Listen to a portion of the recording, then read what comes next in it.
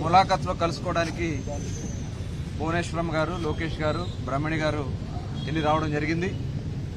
వాళ్ళు వచ్చినటువంటి సందర్భంలో హెల్త్లో కొద్దిగా ఆందోళనగా ఉందని చెప్పి వాళ్ళు చెప్తా ఉంటే చాలా బాధ కలుగుతా ఉంది. ఈ రాష్ట్రానికి దాదాపు 14 సంవత్సరాలు ముఖ్యమంత్రిగా సేవ చేసినటువంటి వ్యక్తికి ఇవాళ ఈ రాష్ట్రం మనం గౌరవిస్తున్న విధానాన్ని ఒకసారి మనం అందరూ కూడా ఆలోచించుకోవాలి. ఈ రాష్ట్రం కోసం, తెలుగు వాళ్ళ కోసం, తెలుగు బిడ్డల కోసం కష్టపడినటువంటి వ్యక్తిని 40 రోజులుగా ఈ రాజమండ్రి జైల్లో పెట్టి ఇవాళ ఆరోగ్యం గురించి ఆయన ఎలా ఉంది అనే ఇన్ఫర్మేషన్ ఇవ్వాలంటే కుటుంబ సభ్యులకు ఇవ్వరు. అంటే ఆరోగ్యం గురించి చెప్పడానికి కూడా ఈ ముఖ్యమంత్రి ఎందుకు భయపడతా ఉన్నాడో చెప్పాలని చెప్పి నేను అడుగుతా ఉన్నాం. ఈ ఆరోగ్యం ఒకటే కాదు, ఇవాళ లాయర్లు ములాఖతు కూడా ఇవాళ కట్ చేసేస్తా ఉన్నారు. ఇవాళ దళిత డ్రైవర్ని హత్య చేసి ఇదే జైల్లో ఉన్నటువంటి వ్యక్తులకి 100 మందికి ములాఖతులు ఇస్తారు ప్రతిరోజు. శిరోమండలం చేసినటువంటి దళితులకి ఎస్ఐకి ములాఖతులు ఇస్తారు, నెక్స్ట్ డే బెయిల్ వస్తుంది.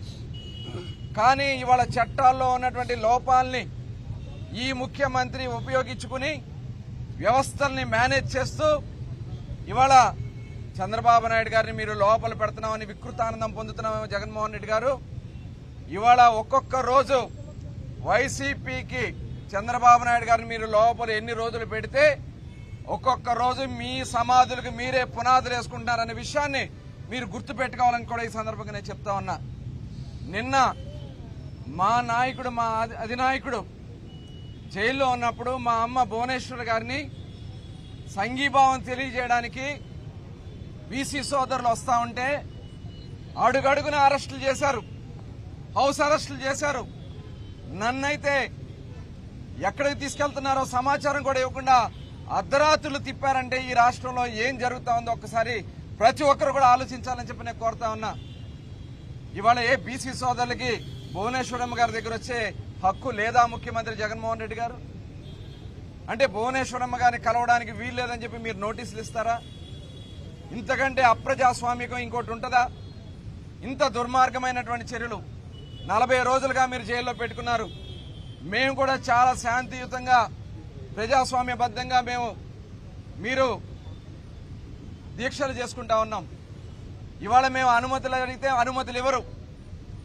మేము ప్రజాస్వామ్య పక్షంగా ఇవాళ మీరు చెప్పినటువంటి ధర్నా చౌక్లో మేము ధర్నా చేసుకుంటా అంటే దానికి అనుమతులు ఇవ్వరు.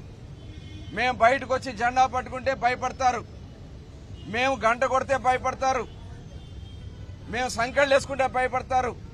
ఎందుకు ముఖ్యమంత్రి గారు ఇంత భయపడుతూ పరిపాలన చేయాల్సినటువంటి అవసరం ఉందా? రాష్ట్ర ప్రజలను పీడించుకున్నావు.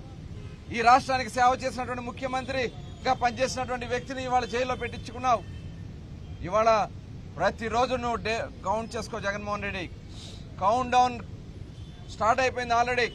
చంద్రబాబు నాయుడు గారిని ఏ రోజైతే నువ్వు రాజమండ్రి జైల్లో అరెస్ట్ చేయడానికి తీసుకొచ్చావో ఆ రోజు నుంచి మీ కౌంట్ డౌన్ స్టార్ట్ అయింది.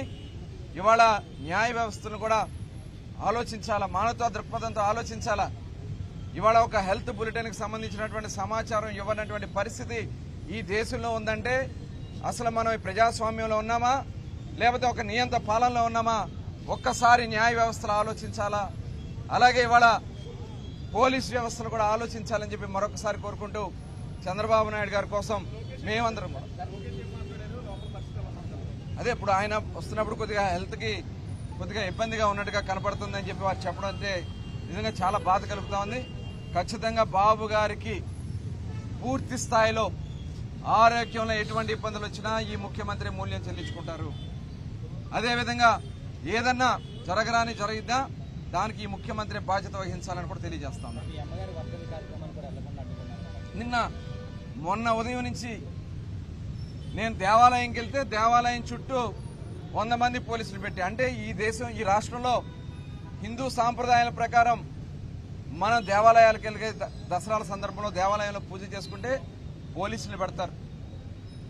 ఇవాళ ఉదయం నుంచి సాయంత్రం వరకు నోటీసు ఇవ్వకుండా 100 మంది పోలీసులు ఇళ్ల చుట్టూ పెట్టించి మమ్మల్ని తీసుకెళ్లి 4 గంటలకు తీసుకెళ్లి అర్ధరాత్రి 12 గంటల వరకు ఎక్కడ తిప్పుతున్నారో తెలియదు. నెక్స్ట్ డే మా తల్లిగారు వర్ధంతి ఉందని చెప్తే బాత్రూమ్ డోర్ దగ్గర ఒక పోలీస్, లిఫ్ట్ దగ్గర ఒక పోలీస్, గేటు ముందు ఒక పోలీస్, పొంతుల్ని లోపల రానివారు, అక్కడ ఉన్నటువంటి పనివారిని లోపల రానివారు, బంధువులు ఏదైతే ఆ కార్యక్రమానికి సంబంధించినటువంటి బంధువులు ఇళ్లకు వస్తా ఉన్నా బంధువులు కూడా రానివ్వకుండా ఉన్నారంటే ఎందుకంటే ఈ ముఖ్యమంత్రికి బంధుత్వం తెలియదు. వాళ్ళ తల్లినే తరిమేసినాడు, చెల్లినే తరిమేసినాడు, బాబాయినే వేసేసినాడు. ఇంకా కుటుంబ విలువలు ఏం తెలుస్తాయని చెప్పి నేను భావిస్తా ఉన్నాను. ఇవాళ మన గౌరవాల్ని మన సంప్రదాయాల్ని దయచేసి కాపాడుకోవడానికి ప్రతి ఒక్కరు కూడా సహకరించాలని కోరుకుంటూ చంద్రబాబు నాయుడు గారు సేఫ్గా ఉండాలని చెప్పి ఆ భగవంతుని ప్రార్థిస్తా ఉన్నాను. Thank you.